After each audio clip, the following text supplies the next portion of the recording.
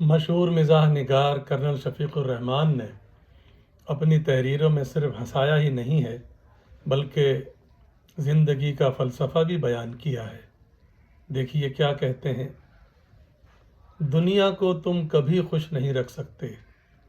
اگر تم سادہ لو ہوئے تو دنیا تم پر ہنسے گی، تمہارا مذاق اڑائے گی۔ اگر عقل مند ہوئے تو حسد کرے گی۔ اگر الگ تھلگ رہے تو تمہیں چڑچڑا اور مکار گردانا جائے گا۔ اگر ہر ایک سے گھل مل کر رہے تو تمہیں خوش آمدی سمجھا جائے گا۔ اگر سوچ سمجھ کر دولت خرچ کی تو تمہیں پست خیال اور کنجوس کہیں گے، اور اگر فراخ دل ہوئے تو بے وقوف اور فضول خرچ۔ عمر بھر تمہیں کوئی نہیں سمجھے گا، نہ سمجھنے کی کوشش کرے گا۔ تم ہمیشہ تنہا رہو گے، حتیٰ کہ ایک دن آئے گا اور چپکے سے اس دنیا سے رخصت ہو جاؤ گے۔